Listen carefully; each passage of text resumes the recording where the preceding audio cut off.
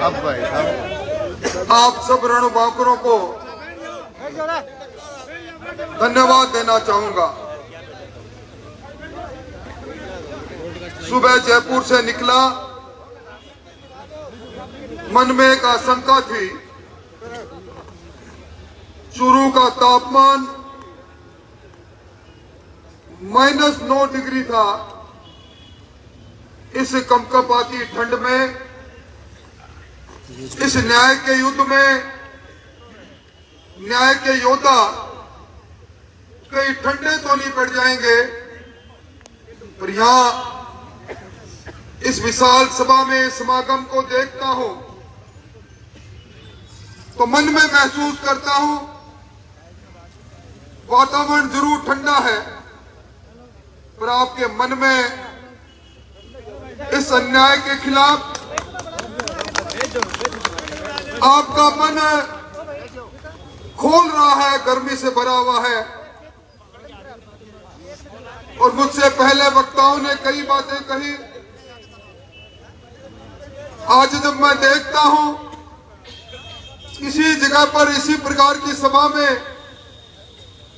23 तारीख को हम लोग आए, अचानक आए, और आज 10 दिन का अंतराल बीता नहीं कि एक बार फिर न्याय के युद्ध में न्याय के सैनिकों के साथ इस बाबा साहब अम्बेडकर की इस मूर्ति के सामने हम न्याय मांगने के लिए आए हैं। भाइयों, अभी बहुत सी बातें कही गई और मैं एक बात कहता हूं, न्याय की कुर्सी पर कानून व्यवस्था जिनको सही करने का जिम्मा जिनके पास है, अगर वो थाना नीलाम होता हो, अगर न्याय देने वाली कचहरी नीलाम होती हो, तो फिर न्याय कैसा मिलेगा? मुझे बड़े अफसोस के साथ कहना पड़ता है।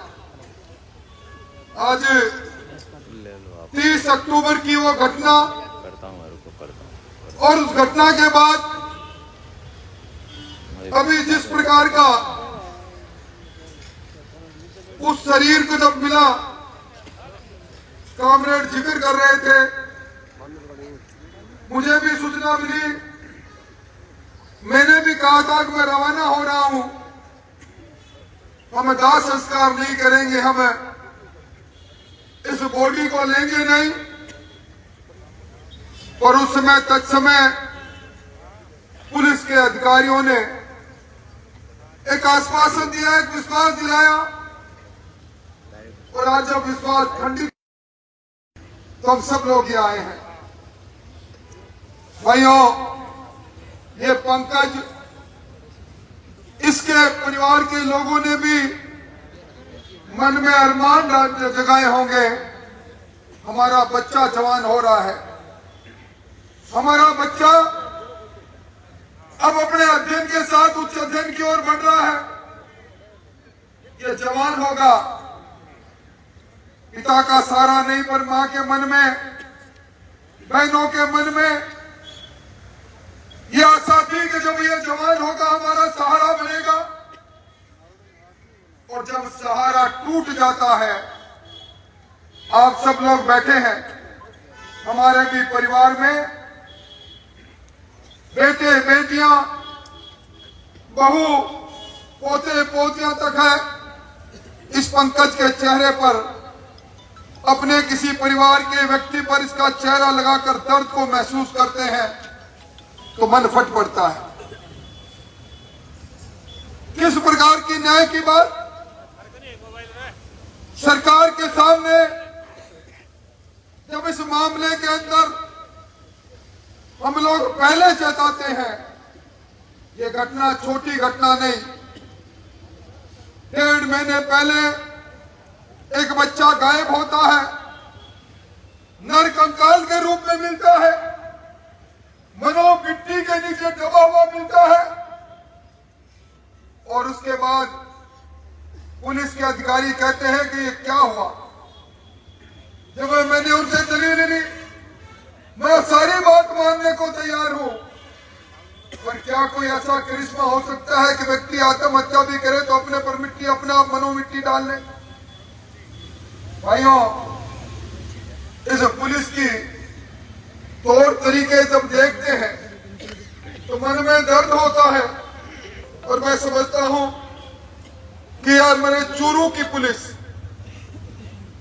पुलिस का अगर कोई काम देखे, हमारे हरियाणा से शराब की ट्रक निकलते हैं, चूरू में दर्जनाते निकलते हैं, चूरू से निकलकर हनुमानगढ़ गंगानगर होते हुए गुजरात तक चले जाते हैं।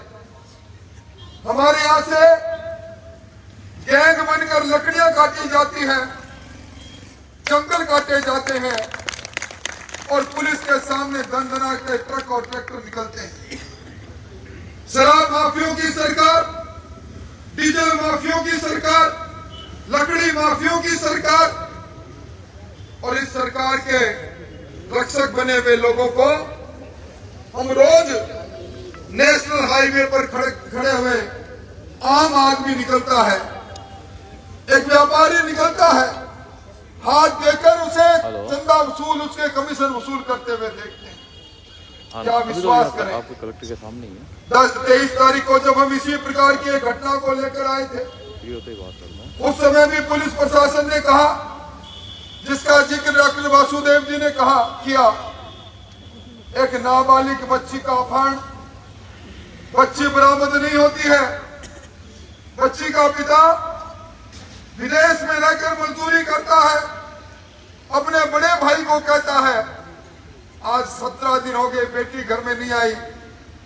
बड़ा भाई टेलीफोन करता है, उससे पहले हरलाल जी के नेतृत्व में शिष्टमंडल ज्ञापन देकर आता है और बड़े भाई को थानेदार कहता है, जब वो कहता मैं मर जाऊं तो मर जाता है। हम डेड बॉडी लेकर यहां बैठते हैं, पुलिस प्रशासन 5 दिन का समय लेता है, 5 दिन का समय निकल जाता है और वापिस मजबूर होकर हमें वापिस धरने की तैयारी करना प्रारंभ करनी पड़ती है।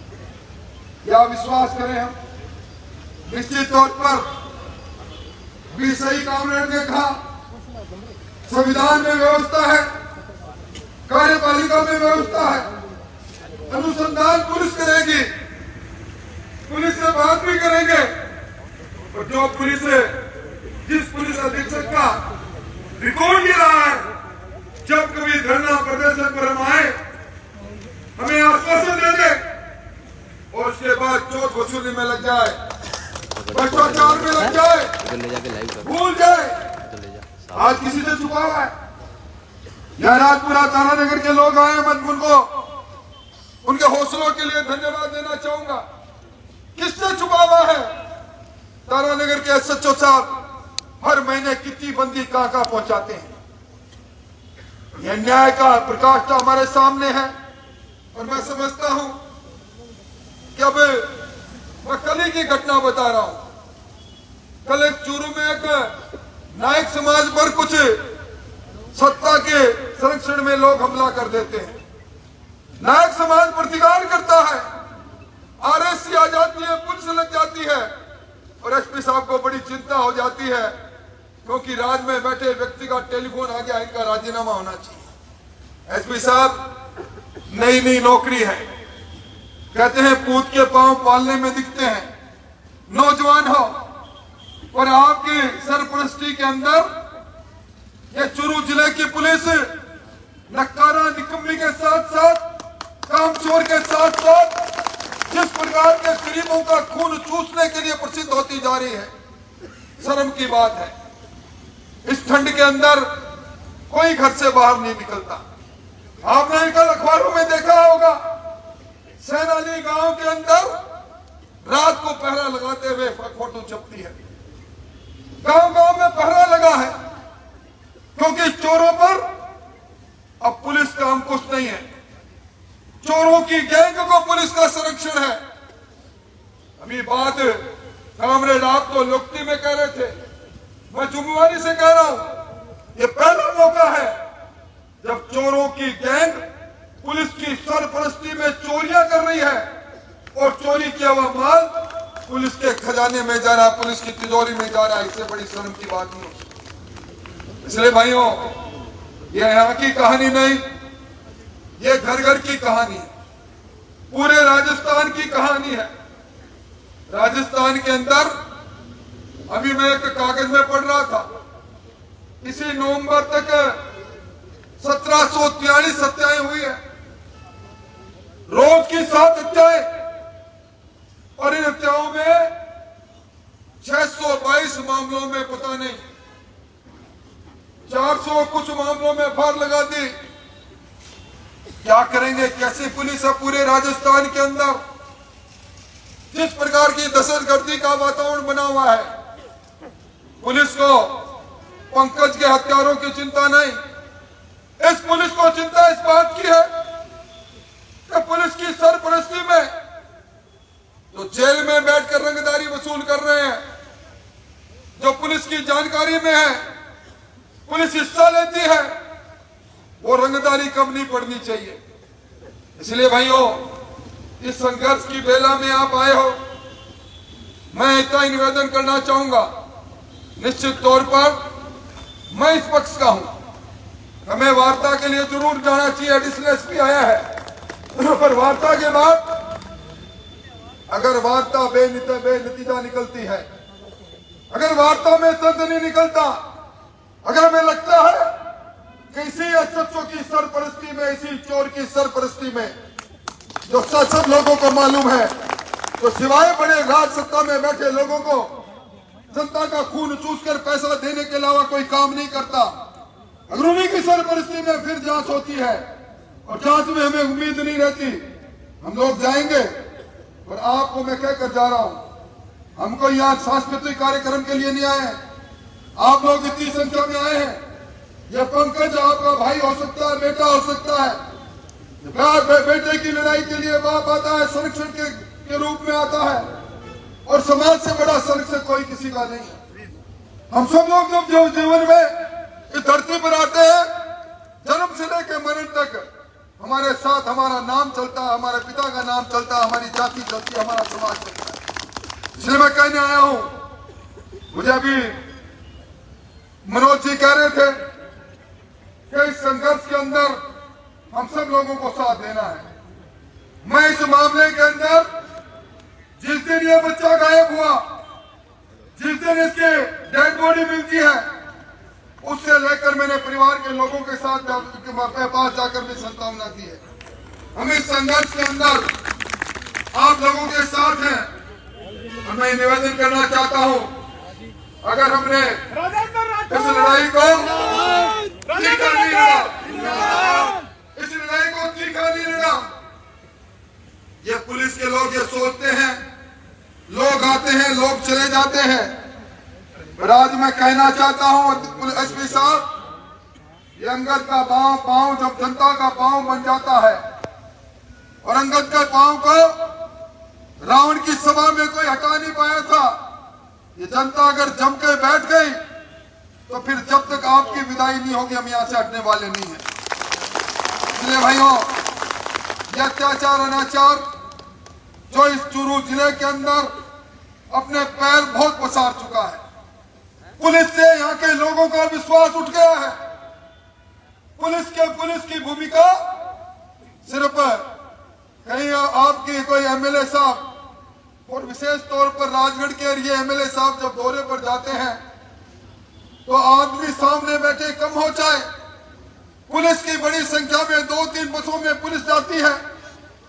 इस पुलिस का काम एक ही है, उधर तो जयपुर में बैठकर मुख्यमंत्री जी की कुर्सी पर आंच नहीं आ जाए, वो चौकीदारी करते हैं एमएलए की, सरकार के पाए हिलते हैं, तब 7 सितारा होटल में पुलिस का एडिशनल डीजीपी से लेकर सारे खड़े रहते हैं, परिंदा भी पैर नहीं मार सकता। अरे आप एमएलए की तरफदारी करते हो, आप इनकी मिजाज पुरसी करते हो। आज इस जगह पर इस बाबा साहब अम्बेडकर की इस मूर्ति के सामने, जिसने संविधान बनाकर हमें अधिकार दिया, हम उस अधिकार के नाते पुलिस प्रशासन को चेताने आए हैं। अब याचना नहीं, अब रण होगा, जीवन जय या मरण होगा। इसके लिए अगर आप सब लोग तैयार हो तो निश्चित तौर पर फिर ये सोच के बैठना, आज आए हैं, अगर रात का अगर रजाई नहीं लाए, बिस्तर नहीं लाए, सामान नहीं लाए, मोबाइल चलता है, मोबाइल से टेलीफोन करके मंगवा लेंगे, पर अंगद के पांव की तरह अड़िग रहना पड़ेगा। हम लोग अभी वार्ता करने के लिए निश्चित तौर पर जाएंगे। वार्ता के अंदर जो बात होगी उस बात को आपके सामने रखेंगे, आपकी अनुमति होगी तो उसके बाद समय देना हो तो समय देंगे, वरना धरना लगातार जारी रहेगा। और इस धरने के साथ आपके हर कदम के साथ मैं तो इतनी बात कहकर अपनी बात को समाप्त करूंगा। यहाँ से वहां तक बैठे लोग मुझे दिखाई दे रहे हैं, आपके उठे हुए दो हाथ हैं, और जिस दिन इन हाथों को कटने की बारी आएगी सबसे पहले हमारे हाथ कटेंगे, उसके बाद आपके हाथ कटेंगे। आपके साथ इस संघर्ष में रहेंगे और पंकज को न्याय मिले। और जिस प्रकार उस पंकज के शरीर की बरामदगी के अंदर जो विभत्स बात क्या सुनने को मिली, कहां उठती है आत्मा। अरे सोचो, कभी उस पंकज की जो हमारे परिवार के किसी बच्चे को इस प्रकार हम देखें हमारे सामने, कभी उसका आधा हाथ लेकर आए, कभी उसका सर लेकर आए, कभी नरमुंड लेकर आए, आत्मा सिर उठती है। ऐसे हत्यारों को फांसी देने के लिए क्या हम आगे नहीं लड़ सकते? आवाज दो, सब मिलकर लड़ेंगे। आवाज दो, आवाज दो, आवाज दो। तो मेरे भाषण के बाद उठना नहीं, फिर बात मैं मनोज, तू मुझे कह रहा था, तुम मेरे भाषण के बाद ही खड़े होने लगे। जमकर बैठना भाई। अब आगे की बात के लिए मैं चंद्रा